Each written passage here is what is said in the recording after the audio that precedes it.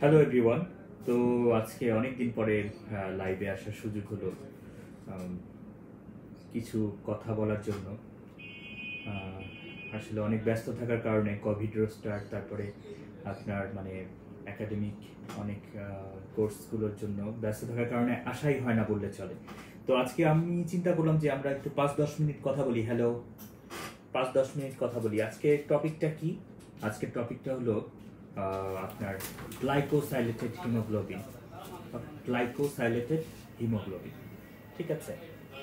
তো এই টপিকটা কিন্তু আমরা মাঝে মাঝেই বিশেষ করে যখন ভাইয়া এটা আমার চেম্বার, ভাইয়া এটা চেম্বার বলতে আমার বাসা, এটা আমার নিজস্ব চেম্বার, মানে আমারই কাস্টমাইজ করা, সব আমার নিজস্ব, আমারই প্রপার্টি এটা। তো গ্লাইকোসাইলেটেড হিমোগ্লোবিন সম্পর্কে আমরা আজকে কথা বলবো। আমরা এই মানে গাইডে বলেন কিংবা লেকচারের সময় বলেন কিংবা ভাইবার আগে বলেন, এই টপিকগুলো কিন্তু আমাদের ঘুরে ফিরে এসেছে যে গ্লাইকোসাইলেটেড হিমোগ্লোবিন, কিন্তু এই টপিকটা নিয়ে খুবই কম আমাদের শ্রদ্ধেয় শিক্ষকরা অনেক কম কেন যেন ডিসকাস করে থাকে। আমি এটা জানি না, মানে আমি যে জিনিসটা ফেস করেছি আপনাদের কাছে সেটা বললাম, যে কেমন যেন এই টপিকটা নিয়ে খুব একটা কথাই বলতে চায় না। কিন্তু সবচেয়ে বড় কথা হলো এই গ্লাইকোসাইলেটেড হিমোগ্লোবিন কিন্তু সবচেয়ে ইম্পর্টেন্ট ব্যাপার ডায়াবেটিসের ট্রিটমেন্ট ফিক্স আপ করার জন্য। বাইরের দেশে কিন্তু তাই করে, কিন্তু আমাদের দেশে কিন্তু এটার প্রচলনটা নেই বললেই চলে, ঠিক আছে? আমাদের দেশে এটার প্রচলনটা নেই, এবং এই জন্য আমাদের স্যাররাও কেন যেন এটা নিয়ে একটু কথা কম বলে।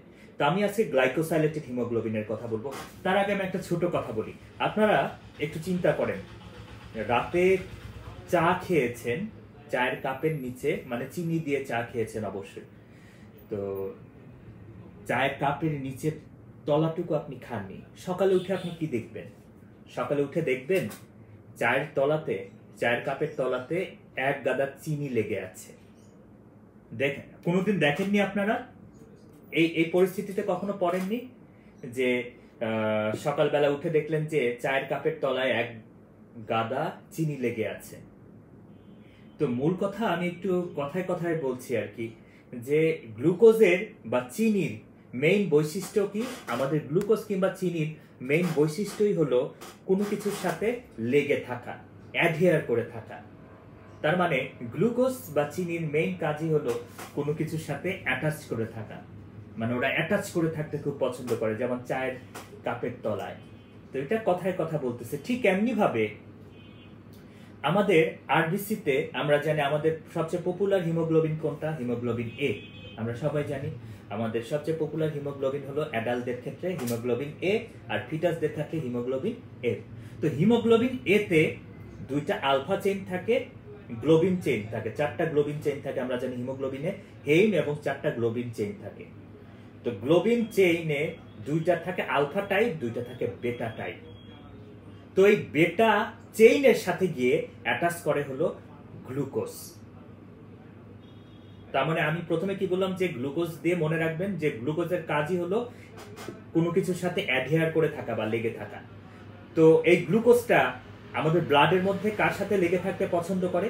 এই গ্লুকোজটা আমাদের ব্লাডের মধ্যে লেগে থাকতে পছন্দ করে আমাদের আরবিসির ভেতরে থাকা হিমোগ্লোবিন এর যে বেটা চেইন আছে তার সাথে। তো যখন গ্লুকোজ হিমোগ্লোবিন এর বেটা চেইনের সাথে বাইন্ড করবে, তখন আমরা সেই হিমোগ্লোবিনটাকে বলবো গ্লাইকোসাইলেটেড হিমোগ্লোবিন। এইটুকু কি ক্লিয়ার হয়েছে? এবং একটা জিনিস মনে রাখবেন, যে গ্লুকোজটা আপনার হিমোগ্লোবিন এর সাথে বাইন্ড করবে সে কিন্তু চিরজীবনের জন্য বাইন্ড করবে, অর্থাৎ আরবিসির লাইফ স্প্যান যতদিন চলবে ততদিন পর্যন্ত সেই গ্লুকোজটা আপনার হিমোগ্লোবিন এর সাথে বাইন্ডেড অবস্থায় থাকবে, এবং ওই কন্ডিশনকে আমরা বলবো হলো গ্লাইকোসাইলেটেড হিমোগ্লোবিন। অর্থাৎ আমরা বলি না যে এই ক্যাপালা এদিকে আয়, এই মরিচালা এদিকে আয়, এই তরমুজালা ওইদিকে আয়। যার কাছে তরমুজ আছে তাকে আমরা তরমুজলা বলি। ঠিক একইভাবে যে হিমোগ্লোবিনের সাথে গ্লুকোজ অ্যাটাচ করে আছে সেই হিমোগ্লোবিনকে আমরা বলতেছি হলো গ্লাইকোসাইলেটেড হিমোগ্লোবিন। এবং এখান থেকে আরেকটা কথা আমরা কি জানলাম, যে গ্লুকোজ ইরিভার্সিবলি বাইন্ড করে। হিমোগ্লোবিন এর সাথে, যার সাথে বাইন্ড করবে তার লাইফ স্প্যানের পুরোটা সময় সে তার সাথে থাকবে। সে খুবই বিশ্বস্ত একটা সাথী, অর্থাৎ অনেক লয়াল। এখন একটা খুব সুন্দর কথা আসছে, লয়াল লয়াল। মেয়েরা এখন কি চায়? সবাই লয়াল হাজবেন্ড চায়। ঠিক আছে, ওকে, যাই হোক, ওইদিকে আমরা না যাই। তো এখন এই নর্মালি তার মানে যে ব্লাড গ্লুকোজ আমাদের ব্লাডে যেটা থাকে সেটা আপনার এই হিমোগ্লোবিনের সাথে বাইন্ড করে, হিমোগ্লোবিন এর সাথে বাইন্ড করে বেটা চেইনের সাথে, এবং হিমোগ্লোবিন এগুলো গ্লাইকোসাইলেটেড হয়ে যায়। তো এখান থেকে আরেকটা জিনিস মনে রাখতে হবে যে ব্লাডে গ্লুকোজ যত বাড়তে থাকবে তত হিমোগ্লোবিন এগুলো গ্লাইকোসাইলেটেড হতে থাকবে। ব্লাডে গ্লুকোজ লেভেল যত বাড়তে থাকবে প্রপোর্শনালি তত আপনার হিমোগ্লোবিন এগুলো গ্লাইকেটেড হতে থাকবে। আপনারা কি এই পর্যন্ত বুঝেছেন সবাই? এই পর্যন্ত কি বোঝা গেছে? আমি যা বলছি এই পর্যন্ত বোঝা গেছে? যে আচ্ছা ঠিক আছে, যত ব্লাডে গ্লুকোজ লেভেল বাড়তেছে প্রপোর্শনালি তত বেশি হিমোগ্লোবিন এ গ্লাইকোসাইলেটেড হচ্ছে, অর্থাৎ এটা একটা প্রপোর্শনাল জিনিস। তো নর্মাল একটা মানুষের যে ব্লাড গ্লুকোজ থাকে অর্থাৎ 3.6 থেকে 6.1, এই ব্লাড গ্লুকোজের লেভেলে দেখা গেছে হলো যে হিমোগ্লোবিন এর মাত্র 6.5 এর থেকে কম পরিমাণ হিমোগ্লোবিন এ গ্লাইকোসাইলেটেড থাকে, অর্থাৎ 100টা হিমোগ্লোবিন এর মধ্যে মাত্র 5 থেকে 6টা হিমোগ্লোবিন এ গ্লাইকোসাইলেটেড থাকে। তার মানে আমরা যদি বলি যে নর্মাল হিমোগ্লোবিন গ্লাইকোসাইলেটেড হিমোগ্লোবিনের লেভেল কত, আমরা বলি 6.5। তার মানে আমরা ডায়াবেটিস তখনই বলবো যখন গ্লাইকোসাইলেটেড হিমোগ্লোবিন এর পরিমাণ হবে হলো 6.5 এর বেশি, 6.5%-এর চেয়ে বেশি। ঠিক আছে, তার মানে চিন্তা করেন আপনি 3.6 থেকে 6.1 ব্লাড গ্লুকোজ নিয়ে যখন আছেন তখন আপনার ব্লাডের হিমোগ্লোবিন এগুলো 4 থেকে 5% হিমোগ্লোবিন এগুলো শুধু গ্লাইকোসাইলেটেড আছে। কিন্তু আপনার ব্লাডের গ্লুকোজগুলো একসময় বাড়তেছে, আস্তে আস্তে বাড়তেছে, যত বাড়তেছে তত গ্লাইকোসাইলেটেড হিমোগ্লোবিনের পার্সেন্টেজও বাড়তেছে, আস্তে আস্তে সেটা 6.5 ক্রস করে ফেলবে। যখনই 6.5% ক্রস করবে গ্লাইকোসাইলেটেড হিমোগ্লোবিনের পরিমাণ, তখন আমরা সেটাকে বলতে পারবো যে দিস ইজ ডায়াবেটিস। এখন এখানে আরেকটা ব্যাপার আমাদের জানতে হবে, যখন একটা আরবিসির লাইফ স্প্যান কত বলতে পারবে? আমরা সবাই জানি একটা আরবিসির লাইফ স্প্যান হলো 120 দিন। তার মানে একটা হিমোগ্লোবিন A1 অর্থাৎ একটা আরবিসি যখন সে গ্লাইকেটেড হবে সে 3 মাস পর্যন্ত গ্লাইকেটেড থাকবে, কারণ ইরিভার্সিবলি বাইন্ড হচ্ছে গ্লুকোজ হিমোগ্লোবিন এর সাথে ইরিভার্সিবলি বাইন্ড হয়। সুতরাং একটা আরবিসির ভেতরে থাকা হিমোগ্লোবিন এ যখন গ্লাইকোসাইলেটেড হবে সে আরবিসির লাইফ স্প্যান পর্যন্ত গ্লাইকোসাইলেটেড থাকবে। তার মানে সেই হিমোগ্লোবিনটা, গ্লাইকেটেড হিমোগ্লোবিনটা আমাদের রোগীর গত 3 থেকে 4 মাসের গ্লাইসেমিক কন্ট্রোল সম্পর্কে আমাদের একটা ইনফরমেশন দিতে পারবে কি পারবে না? হুজুরদের মতো করে বললাম। অর্থাৎ যেহেতু একটা হিমোগ্লোবিন গ্লাইকেটেড হওয়ার পরে 3 মাস কিংবা আরবিসি লাইফ স্প্যান পর্যন্ত বেঁচে থাকে, সুতরাং কারো যদি ব্লাড গ্লুকোজ লেভেল গত 2-3 মাস ধরে বেশি থাকে, তার মানে তাদের গ্লাইকেটেড হিমোগ্লোবিনের পরিমাণও কিন্তু 2-3 মাস ধরে বেশি থাকবে। অর্থাৎ আপনি একটা রেডিমেড স্যাম্পল দেখে দেখলেন যে গ্লাইকেটেড হিমোগ্লোবিনের পরিমাণ 7.5, তখন আপনি এইটা দেখে চিন্তা করতে পারবেন যেহেতু এই আরবিসি গুলোর এবং হিমোগ্লোবিন গুলোর লাইফ স্প্যান 3 মান্থস এর মোর বা 4 মান্থস, সুতরাং গত 3 মাস ধরে এই রোগীটার গ্লাইসেমিক কন্ট্রোল ছিল না, ব্লাড গ্লুকোজ বেশি ছিল। এইটুকু কি বুঝতে পারছেন?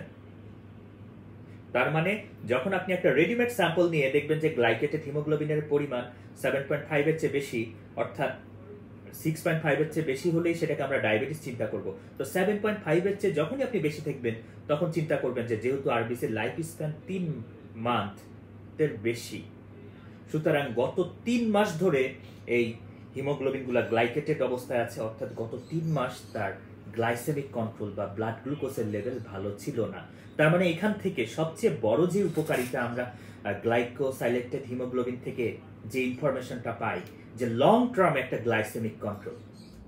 আপনি এখন একটা আরবিএস করলেন, আপনি এত বড় একটা রাজভোগ খেয়ে এসেছেন, কিংবা এতটুকু একটা তরমুজের শরবত খেয়ে এসেছেন, তার মধ্যে আরো বেশি বেশি দিয়ে কি বলে সুগার দিয়ে। এখন তো মার্কেটে খুব বড় একটা, আজকে মার্কেটে খুব বড় একটা ওয়ার্ড চলতেছে, সুগার ড্যাডি, চিনি বাবা। যাই হোক, ওখান থেকে নামটা আসলো। আমরা আজকে সুগার নিয়ে কথা বলতেছি, এই জন্য যেহেতু আজকে এই টপিকটা আসছে, সুগার ড্যাডি টপিকটা আসছে, আমরা সুগার নিয়ে কথা বলবো। আমরা ভালো ছেলে, আমরা ভালো মেয়ে, আমরা সুগার নিয়ে কথা বলতেছি এই জন্য।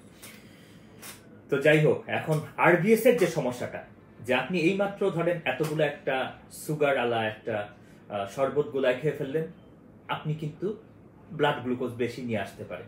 কিন্তু এইটা মানে এইটা না যে আপনার সব সময় ব্লাড গ্লুকোজ লেভেল এতটা খারাপ থাকে, তাই না? সুতরাং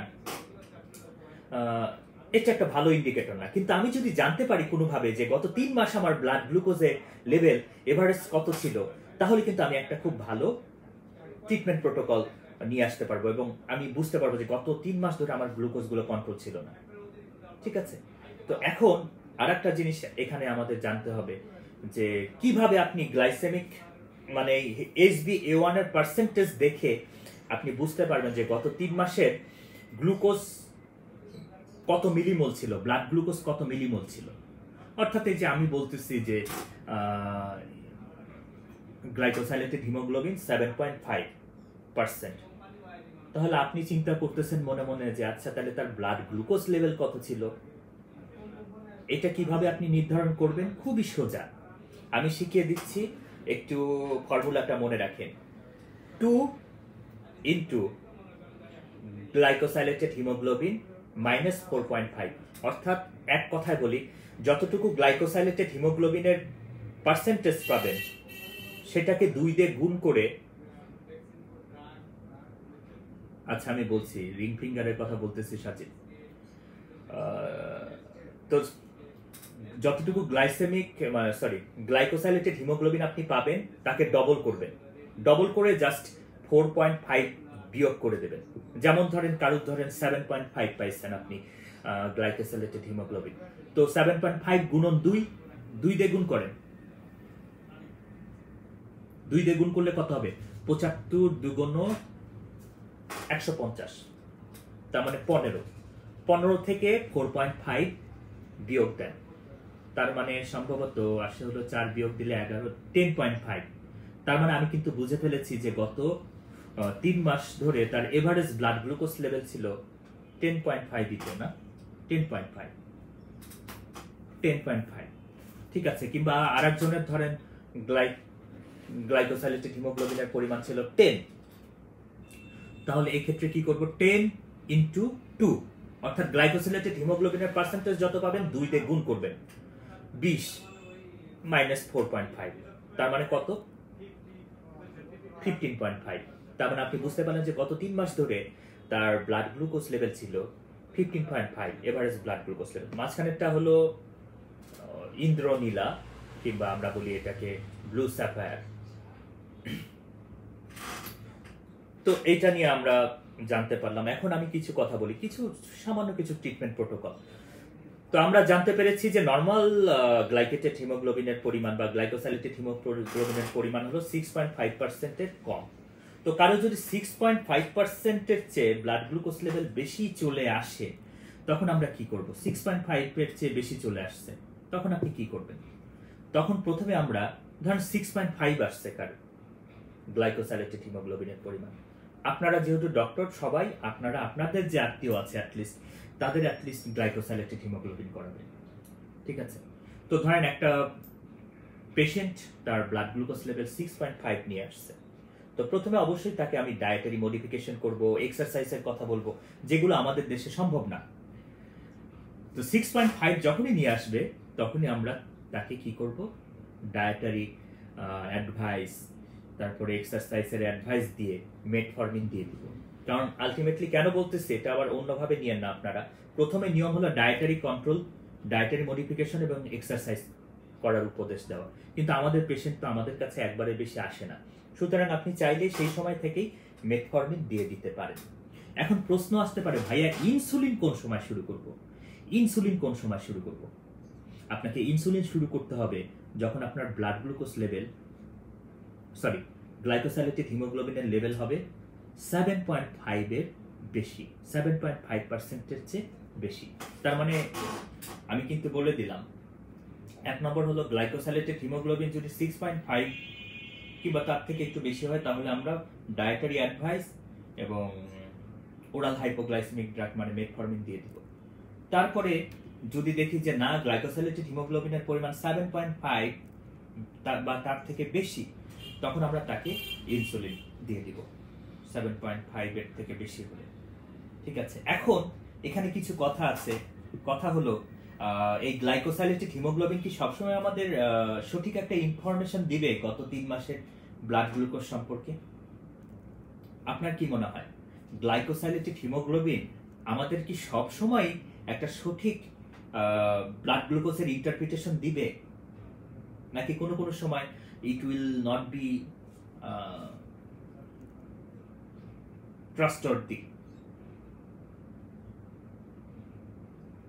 ডায়াবেটিক কিটোএসিডোসিস আসলে এক লাইনের ব্যাপার না, অনেক বড় একটা ব্যাপার। এটা নিয়ে আর বলেই বা কি হবে? এটা আপনার আইসিইউ সেটিং না হলে আপনি ভালো মতো ম্যানেজ করতে পারবেন না। এটা নিয়ে পরে একদিন বলবো। তো গ্লাইকোসাইলেটেড না 7.5 এর উপরে উঠলে আপনি ইনসুলিন স্টার্ট করে দিবেন।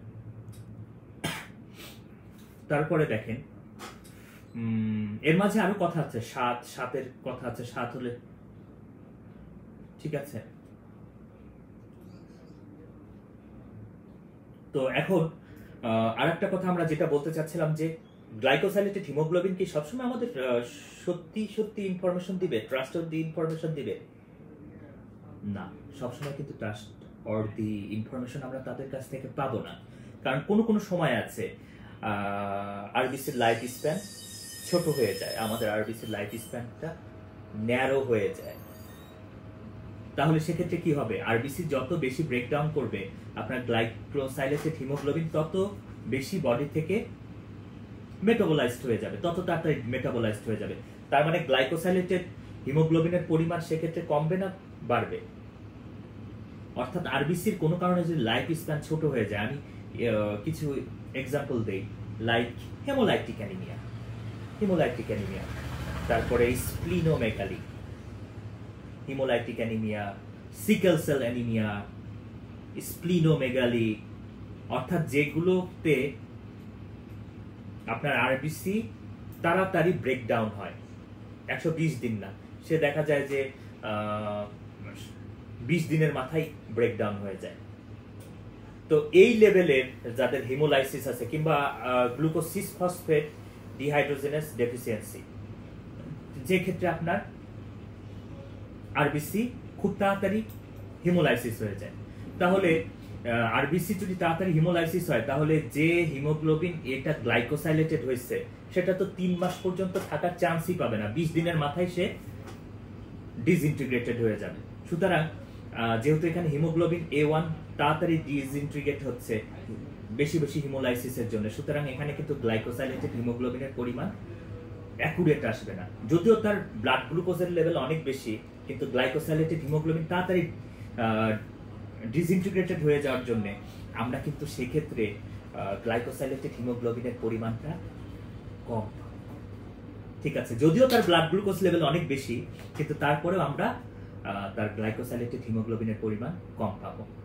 আবার ধরেন কোনো কোনো ক্ষেত্রে ইফেক্টিভ ইরাইথ্রোপয়েসিস আমাদের বডিতে হয় না, যেমন vitamin B12 deficiency, folic acid deficiency, iron deficiency, এগুলো ক্ষেত্রে আমাদের ইরাইথ্রোপয়েসিস বেশি দিন মানে ইরাইথ্রোপয়েসিস ভালো মতো হয় না, মানে আরবিসি তৈরিটা ইফেক্টিভলি হয় না। সুতরাং যে আরবিসি গুলো ব্লাডে থাকে সেই আরবিসি গুলো চিন্তা করে যে আমি যত তাড়াতাড়ি ব্রেকডাউন হয়ে যাব তত তাড়াতাড়ি বডি, মানে সে তখন চিন্তা করে যে আমি যেহেতু আমার বডিতে ডিফেক্টিভ ইরাইথ্রোপয়েসিস হয়, অর্থাৎ নতুন আরবিসি আসতে যথেষ্ট ঝামেলা পোহাতে হয়। সুতরাং আমি যেহেতু ব্লাডে চলে আসছি, আমি একটু বেশি দিন থেকে যাই। অর্থাৎ এখানে কি হচ্ছে, আরবিসির লাইফ স্প্যান বেড়ে যাচ্ছে, আরবিসির লাইফ স্প্যান বেড়ে যাচ্ছে। অর্থাৎ যে সমস্যাগুলোতে আরবিসির লাইফ স্প্যান বেড়ে যায়, যেমন কোনগুলোতে, any condition that can contribute to ineffective erythropoiesis, যেমন vitamin B12 deficiency, like folic acid deficiency, like iron deficiency, এগুলোতে ইরাইথ্রোপয়েসিস ভালো মতো হয় না। তো ইরাইথ্রোপয়েসিস এইগুলোতে ভালো মতো না হওয়ার কারণে আরবিসির লাইফ স্প্যান যেগুলো ব্লাডে চলে আসছে, সেগুলো নর্মাল লাইফ স্প্যানের থেকে বেশি দিন পর্যন্ত ব্লাডকে সাপোর্ট দিয়ে যায়। ঠিক আছে, এই জন্য যেহেতু এখানে আরবিসির লাইফ স্প্যান বেড়ে গেছে, সুতরাং এখানে যে হিমোগ্লোবিনটা গ্লাইকেটেড হবে বা গ্লাইকোসাইলেটেড হবে, তার লাইফ স্প্যানও কিন্তু বেড়ে যাবে। অর্থাৎ এই কারণে আপনার আস্তে আস্তে কিন্তু হিমোগ্লোবিন, গ্লাইকেটেড হিমোগ্লোবিনের পরিমাণ এর বাড়তে থাকবে, কারণ ওর লাইফ স্প্যান বেশি। তার মানে এরা মরতেইছে না, এই আরবিসি তারপরে আপনার গ্লাইকেটেড হিমোগ্লোবিন গুলা মরতেইছে না, ওর মরার কথা কিন্তু মরতেইছে না। সুতরাং এদের পরিমাণ নর্মালের থেকে নর্মালি বেশি থাকবে। সুতরাং এই ক্ষেত্রে আমরা কিন্তু গ্লাইকেটেড হিমোগ্লোবিন বা গ্লাইকোসাইলেটেড হিমোগ্লোবিনটা নর্মাল থেকে বেশি পেয়ে থাকবে। ঠিক আছে, নর্মাল থেকে বেশি পেয়ে থাকবে সেক্ষেত্রে। তো দ্যাটস অল। তো আপনারা কি বুঝতে পারছেন গ্লাইকোসাইলেটেড হিমোগ্লোবিন সম্পর্কে? তার মানে আমাদের চিন্তা করতে হবে দুটো জিনিস, যে পেশেন্টের কোন কোন ক্ষেত্রে আমরা এগুলো ক্যালকুলেশন নিব না। যদি লাইফ স্প্যান কমে যায়, লাইক স্পেরোসাইটোসিস, এনহিমোলাইটিক অ্যানিমিয়াল, তারপর আপনার সিকেল সেল অ্যানিমিয়া, তারপরে স্প্লিনোমেগালি, এগুলোর ক্ষেত্রে। আর যদি দেখি যে লাইফ স্প্যান বেড়ে গেছে, সেক্ষেত্রেও আমাদের কিন্তু ইন্টারপ্রিটেশন মাথা খাটাই করতে হবে। লাইফ স্প্যান বেড়ে গেছে, সুতরাং গ্লাইকোসাইলেটেড হিমোগ্লোবিন নর্মাল থেকে বেশি শো করবে। যেমন লাইফ স্প্যান বেড়ে যায় ভিটামিন B12 ডেফিসিয়েন্সিতে, ফোলিক অ্যাসিড ডেফিসিয়েন্সিতে, আয়রন ডেফিসিয়েন্সিতে এবং স্প্লিনেক্টমিতে, কারণ স্প্লিন আপনার আরবিসি কে ভাঙে। তো সবাই ভালো থাকবেন। কেমন লাগলো আজকের লেকচার? আমাদের আজকের লেকচার কেমন লাগলো? এবং হাউ ইজ মাই চেম্বার?